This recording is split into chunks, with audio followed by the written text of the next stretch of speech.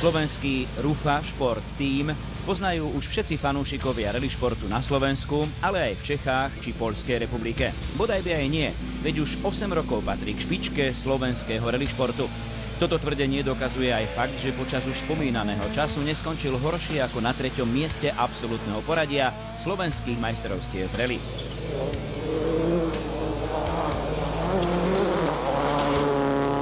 Sezóna 2013 priniesla navyše pre Rufa Šport Team už 3. titul absolútneho majstra Slovenska v rally. Aká bola sezóna, nám porozprával jazdec týmu. Moc pekný sezon pre nás byl, jako Rufa Sport bojovaliśmy od samego začiatku. Na pierwsze rally poszliśmy Skoda Fabia S2000. Mieliśmy tak w plawie, że będziemy bojować wcześniej albo R4, albo S2000. No, udało się dojść na pierwszym przecieku na drugim miejscu na Rally Eger. Wygraliśmy z Joszko Bereszem w takiej moc peknej walce, fight. Ale absolutnie byliśmy drugi, przegraliśmy z Wozidlem WRC. Następne rally w Preszowie podarzyło się wygrać, ale znaliśmy już, że S2000 nie stychniemy, żeby bojować w każdym przecieku o witactwo. Tak, udzieliliśmy taką decyzję, że dzielamy change techniku, będziemy bojować dalszą część sezonu Fordem Focusą WRC, którym startowaliśmy już w 2011. No i tak sprawiliśmy, wygraliśmy rally Tribet, potem mieliśmy technicką awarię na rally Poprad i to nam moc skomplikowało nasze dalsze plany, naszą myślenku. Potem wygraliśmy wszechni przecieki do końca sezonu, można 90% RZ, a poslednim przeciekiem właśnie był rally Kosice, gdzie Wszechnica przyprawili maksimum, bo tam się bojowało już o majstra Słoweńska. Tak my taki przyprawiliśmy sobie wszechną, udzielaliśmy co mogliśmy sprawić. Od pierwszej RZ-y objęliśmy prowadzenie, wedenie i do samego cieľa dodržaliśmy, a i w słoweńskim, a i w maďarskim czempionacie. To było veľmi dla nas pekne a szczęśliwe. Ja miałem wtedy narodziny, a na koniec sa jeszcze podarzyło obchajić tytuł majstra Slovenska, tak všechno naraz. To był veľmi pekný preček dla nas. Nielen na Slovensku dosahoval Rufa Šport Team v priebehu sezóny 2013 výborné výsledky, ale dialo sa tak aj na niektorých vybraných podujatiach v Čechách v spolupráci s Tomášom Kostkom. Absolvujeme ako Rufa Šport aj podujatia v Českej republike. Máme odtiaľ sponzorov, tak sa im touto formou chceme zavďačiť.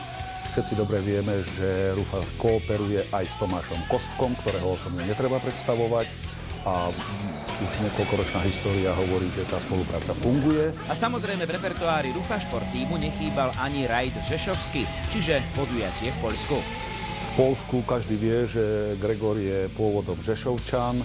V minulosti sme niekoľkokrát dokázali, myslím 2 alebo 3 krát vyhrať rally Rzeszów, ešte na Fiate Punto S2000, potom sme prezbrojili, mali sme techniku Peugeota S2000, Fabiu S2000, mali sme umiestnenia na bedni, vždycky pod hlavičkou Rufa Sport Teamu.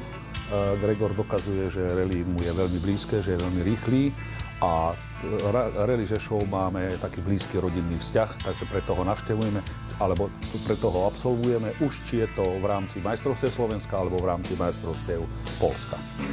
Rufa Šport Team je okrem výborných výsledkov medzi fanúšikmi známy aj tým, že v priebehu sezóny neraz príde s nejakým prekvapením pre divákov.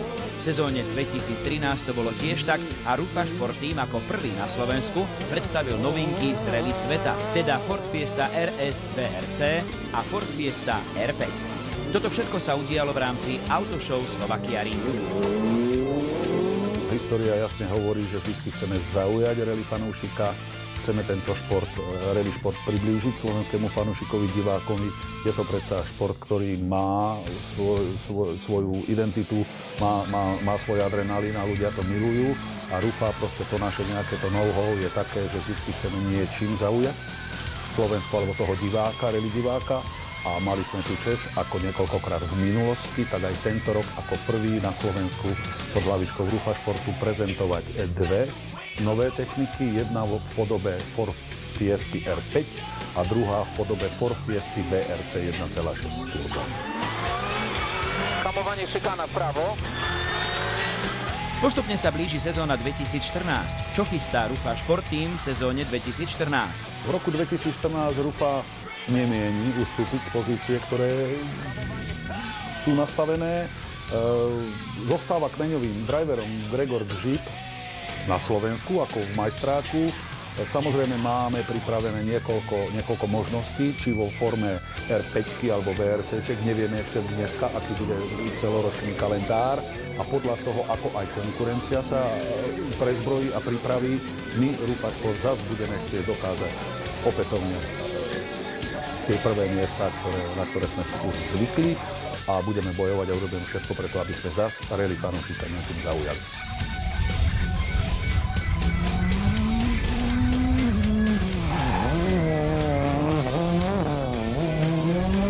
Čo dodať na záver? A zdá už iba toľko, že na posádku Rufa Šport tímu sa iste tešia všetci fanúšikovia rally športu, a to nie len na Slovensku, ale aj v Čechách či Poľskej republike. Za našu redakciu jej prajeme množstvo úspešných kilometrov, nie len na rally, ale aj v súkromnom živote.